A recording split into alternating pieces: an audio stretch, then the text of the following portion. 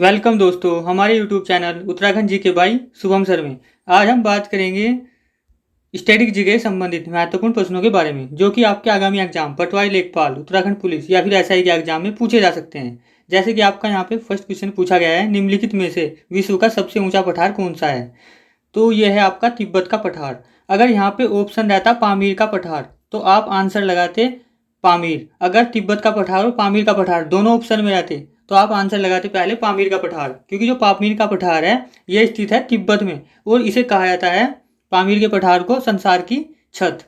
ये भी आप फैक्ट्स ध्यान रखते हुए चलेंगे। और जो संसार का सबसे बड़ा विस्तृत या फिर सबसे बड़ा है, सबसे बड़ा भी हमारा तिब्बत का पठार ही है, ये आप ध्यान रखते हुए चलेंगे। इसके अलावा जो दक्कन का पठार है ये ज्वालामुखी चट्टानों से निर्मित है और ये स्थित है आपका मुंबई में। अब देख लेते हैं नेक्स्ट क्वेश्चन। नेक्स्ट आपका यहाँ पे क्वेश्चन पूछा गया है, संसद के दोनों सदनों में गतिरोध की स्थिति में यदि लोकसभा का अध्यक्ष और उपाध्यक्ष दोनों अनुपस्थित हों तो संयुक्त बैठक की अध्यक्षता किसके द्वारा की जाती है। तो आप ये ध्यान रखते हुए चलेंगे कि अगर ये जो आपका संयुक्त अधिवेशन है ये अनुच्छेद 108 के तहत बुलाया जाता है राष्ट्रपति के द्वारा, बट इसकी जो अध्यक्षता है वो अनुच्छेद 118(4) के तहत लोकसभा के अध्यक्ष के द्वारा की जाती है। यानी कि जो आपका संयुक्त अधिवेशन है ये अनुच्छेद 108 के तहत राष्ट्रपति जी बुलाएंगे और अनुच्छेद 118(4) के तहत लोकसभा के अध्यक्ष इसकी अध्यक्षता करेंगे। और अगर लोकसभा के अध्यक्ष अनुपस्थित हैं तो उपाध्यक्ष अध्यक्षता करेंगे, बट अगर दोनों ही अनुपस्थित हो जाएं तो कौन अध्यक्षता करेगा, ये क्वेश्चन पूछा गया है। तो ये करेंगे आपके राज्यसभा के उपसभापति। ये चीज़ आप ध्यान रखते हुए चलेंगे। राज्यसभा के सभापति नहीं लगाएंगे आप, क्योंकि जो राज्यसभा का सभापति होता है ये होता है उपराष्ट्रपति। उपराष्ट्रपति राज्यसभा का सभापति होता है, बट ये किसी भी सदन का सदस्य नहीं होता। जो उपराष्ट्रपति होता है ना तो राज्यसभा का सदस्य होता है ना ही तो ये लोकसभा का सदस्य होता है, इसीलिए ये अध्यक्षता नहीं कर सकता। ये चीज़ आप ध्यान रखते हुए चलेंगे। अब देख लेते हैं नेक्स्ट क्वेश्चन। नेक्स्ट आपका यहाँ पे क्वेश्चन पूछा गया है, निम्नलिखित में से कौन सा भारत में सबसे बड़ा कंटेनर पोर्ट है, यानी कि बंदरगाह। यह है आपका जवाहरलाल नेहरू पत्तन, यह स्थित है आपका मुंबई में। इसके अलावा जो आपका पारादीप बंदरगाह है यह है आपका उड़ीसा में। वो जो विशाखापट्टनम है यह है आपका आंध्र प्रदेश में। जो आपका विशाखापट्टनम बंदरगाह है ये भारत का सबसे गहरा बंदरगाह है। ये भी आप ध्यान रखते हुए चलेंगे कि अगर आपसे पूछा जाता है सबसे बड़ा बंदरगाह तो है आपका जवाहरलाल नेहरू, और अगर आपसे पूछा जाता है सबसे गहरा बंदरगाह तो है आपका विशाखापट्टनम आंध्र प्रदेश। अब देख लेते हैं हम नेक्स्ट क्वेश्चन। नेक्स्ट आपका यहाँ पे क्वेश्चन पूछा गया है, निम्नलिखित में से कौन सा देश सार्क का सदस्य देश नहीं है। आप सभी को पता है जो ये सार्क है, सार्क की स्थापना हुई थी आपकी 7-8 दिसंबर 1985 को ढाका बांग्लादेश में, और इसका पहला अधिवेशन भी ढाका में ही हुआ था। इसके अलावा जो अब वर्तमान में जो सार्क का मुख्यालय है वो स्थित है काठमांडू नेपाल में। ये भी आप फैक्ट ध्यान रखते हुए चलेंगे। और ये जो सार्क है इसमें 8 सदस्य हैं वर्तमान में, इसका 8वां सदस्य है अफगानिस्तान। ये अफगानिस्तान है इसका 8वां सदस्य। यहाँ क्वेश्चन पूछा गया है इनमें से कौन सार्क का सदस्य देश नहीं है, तो आपको ये पता होना चाहिए। आप इसको ऐसे भी ध्यान रख सकते हैं कि PNB SBI MA, यानी कि पाकिस्तान, नेपाल, भूटान, श्रीलंका, बांग्लादेश, इंडिया,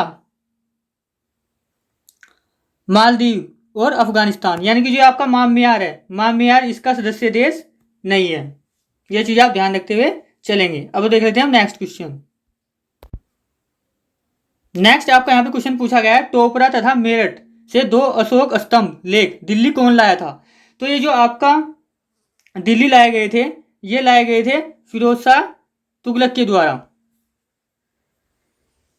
आप ये चीज भी ध्यान रखते हुए चलेंगे, जो अशोक है ये मौर्य वंश का सबसे महान शासक था, इसी के द्वारा भारत में शिलालेख का प्रचलन भी किया गया था। अब देख लेते हैं हम नेक्स्ट क्वेश्चन। नेक्स्ट आपका यहाँ पे क्वेश्चन पूछा गया है, ट्रिम्स का पूरा नाम क्या है। तो यह है आपका ट्रेड रिलेटेड इन्वेस्टमेंट मेजर्स, यानी कि ऑप्शन बी आंसर हो जाएगा आपका। जो आपका ट्रिम्स है और आपका ट्रिम्स है इनका संबंध है आपका WTO से। WTO का मतलब है आपका वर्ल्ड ट्रेड ऑर्गेनाइजेशन। इसका मुख्यालय स्थित है आपका जेनेवा में। इसकी स्थापना हुई थी 1 जनवरी 1995 को और इसमें 164 सदस्य हैं WTO में। वर्तमान में जो WTO के अध्यक्ष हैं वो है नाइजीरिया की नाकोजी इंकोजी इवेला। ये इतने फैक्ट्स आप यहाँ से ध्यान रखते हुए चलेंगे। ये भी आपसे पूछा जा सकता है कि ट्रिप्स और ट्रिम्स किससे संबंधित है, तो ये संबंधित है आपके व्यापार से या फिर WTO से। अब देख लेते हैं हम नेक्स्ट क्वेश्चन।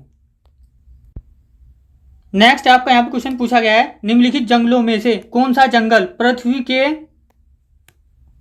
पृथ्वी के फेफड़ों के रूप में जाना जाता है। यानी कि आप देख सकते हैं ये जो जंगल दिए गए हैं इनमें से एक को कहा जाता है पृथ्वी के फेफड़े। तो आप देखें इनमें से कौन है। ये है आपका अमेजन वर्षा वन। ये पाए जाते हैं आपके ब्राजील में।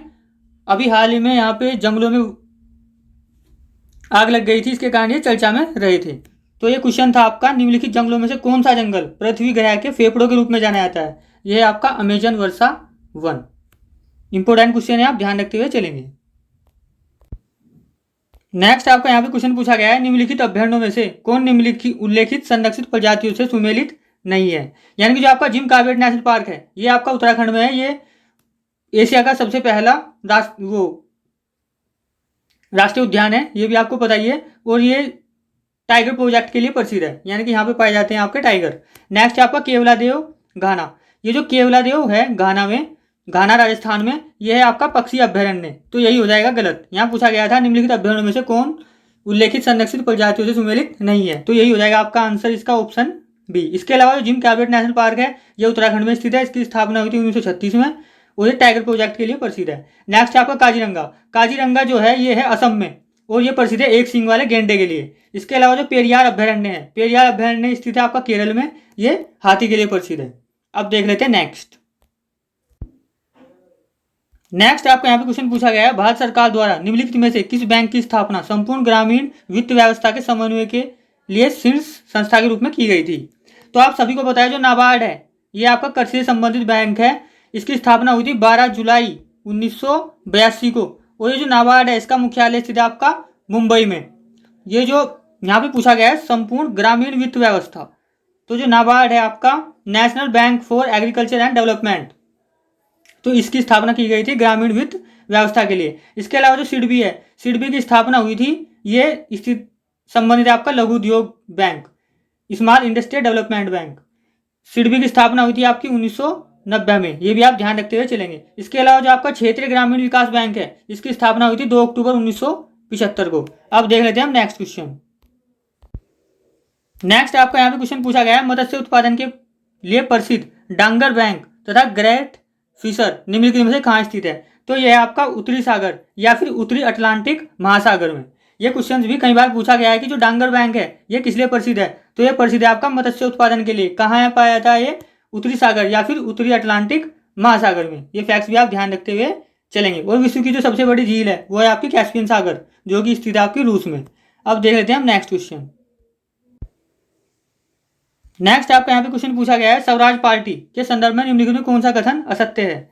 तो आपको पता है जो स्वराज पार्टी है इसकी स्थापना हुई थी 1923 में और इसके जो संस्थापक थे वो थे CR दास और मोतीलाल नेहरू। ये भी सही है, आपको गलत बताना है इनमें से कौन सा है। इसके अलावा केंद्रीय विधान परिषद में इस पार्टी के वल्लभ भाई पटेल अध्यक्ष पद पर निर्वाचित हुए थे, तो ये हो जाएगा आपका इसका गलत, यानी कि ऑप्शन सी आंसर हो जाएगा। इसके अलावा नेक्स्ट दिया गया है यहाँ पे 1923 ईस्वी के केंद्रीय विधान परिषद चुनाव में पार्टी को 101 निर्वाचित सीटों में से 42 सीटों पर जीत प्राप्त हुई, ये भी सही है। तो इसका जो आंसर हो जाएगा वो हो जाएगा ऑप्शन सी। इसके अलावा जो सरदार वल्लभ भाई पटेल है ये भारत के पहले गृह मंत्री थे और सरदार वल्लभ भाई पटेल को कहा जाता है भारत का बिस्मार्क, ये भी आप ध्यान रखते हुए चलेंगे। और विश्व की सबसे ऊंची चोटी, विश्व की सबसे ऊंची जो मूर्ति है स्टैचू ऑफ यूनिटी, वो है आपकी अहमदाबाद गुजरात में। वो सरदार वल्लभ भाई पटेल जी की मूर्ति बनाई गई है वहाँ पे। इतने फैक्ट्स आप यहाँ से ध्यान रखते हुए चलेंगे। तो अभी तक के लिए इतना ही, मिलेंगे नेक्स्ट वीडियो में। Thank you watching video, please like and subscribe channel. Thank you.